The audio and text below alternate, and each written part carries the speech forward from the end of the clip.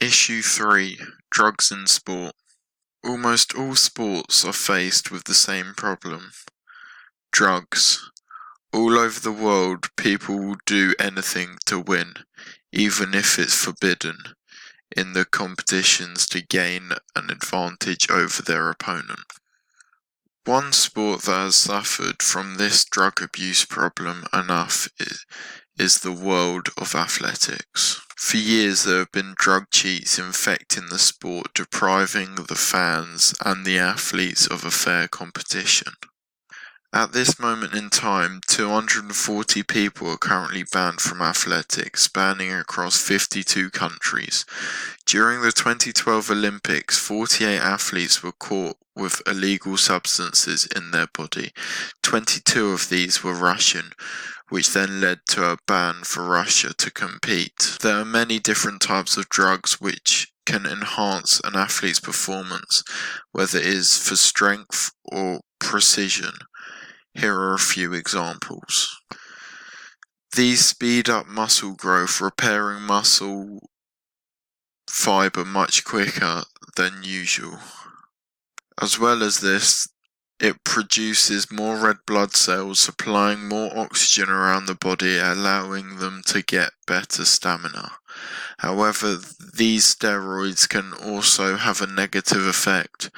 They can create some physiological changes to the body, which include acne, hair loss. It can also cause liver damage and low sexual drive. Then there's diuretics. These are often used by fighters to make weight. This is done by removing liquids from the body, however can be incredibly dangerous as it results in dizziness, headaches and more. Beta blockers are another illegal substance.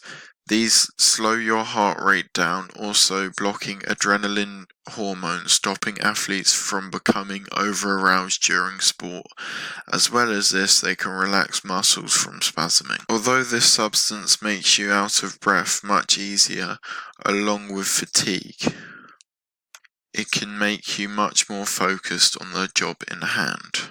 So as you can tell, these illegal substances can really alter an athlete's physique and performance, clearly giving an unfair advantage to the users. These drugs are also disrupting the football community, with one of the most famous football players of all time caught with cocaine in his system. This was done as cocaine is said to give an athletic edge, giving more energy when competing. Many people were shocked and horrified that this was the case, as Diego Maradona was the best player in the world at the time. To combat against these drugs and users of them, they now use drug tests, testing whether an athlete is competing in a fair manner. These tests would be done randomly at any time.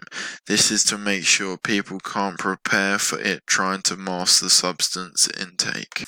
For example, people that normally use these performing enhancing drugs also can use diuretics to mask the drug intake, as it gets the substance out the system before taking these drug tests.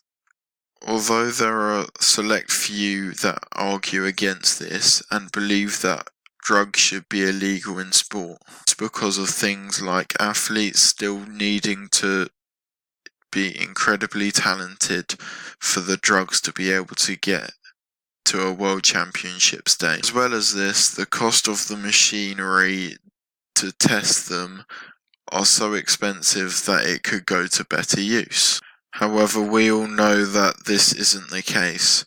The most naturally talented football players should be the best and deserve it. Whereas, if drugs were not tested, the people that were talented may lose out on a space in the team. This creates a completely unfair environment. Issue 4: Gender. The final contemporary issue that will be addressed is about the lack of gender equality in football and in fact sport in general. When talking about gender equality, we're going to have to go back in time. Throughout time, women were never allowed to compete in sport, as it was considered unladylike. However, this all changed when going into the 1900 Olympics, and although able to compete, they were made to wear dresses, which is very inappropriate for a sporting event, which men never had to do. Whilst women's sport evolved, there were many role models to play a part in that. One of which was Nadia Comaneci getting the first perfect 10 in the women's gymnastics, helping women's sport become what it is today.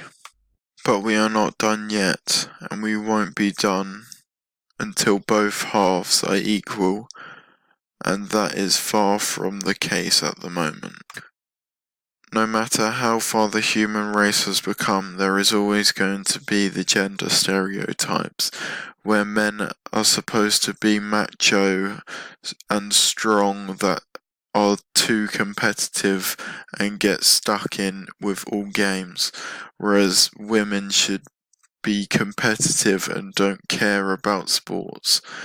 But if you exceed these stereotypes, you are called a tomboy or a pansy. As well as this, there are also common sayings like "you throw like a girl." Looking at these different stereotypes, and with children being the future, I believe that schools play a very big role in the view of equality in sport, and how they treat the different genders in PE, and how the majority of schools separate men and women, as well as changing their regime of what they participate in. This should not be the case if we want the target of equality in sports, and more importantly football.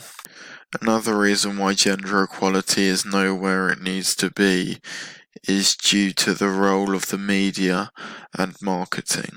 When looking through a broadsheet newspaper, you will see a hugely dominant field of men-related headlines and sports. This then creates a vicious domino effect for the women football community. With not much publicity, the women football teams don't have as big crowds for games. With less ticket sales, these football teams won't be able to afford to run the Premier League football stadiums, making them play in small grounds. As well as this, with a smaller profit rate in women's football, teams are unable to give players the wages that they deserve, making the majority of women players work in part-time jobs. Extremely talented women like this deserve to have their talent on show across the country. Throughout any sport, there has always been a divide between men and women and the way that they are treated.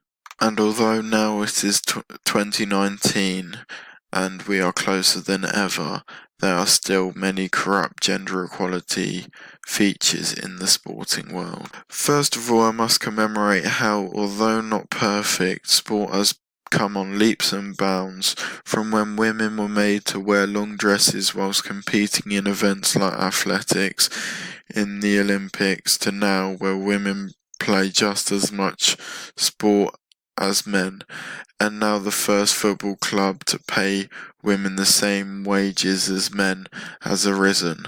Let it be the first of many.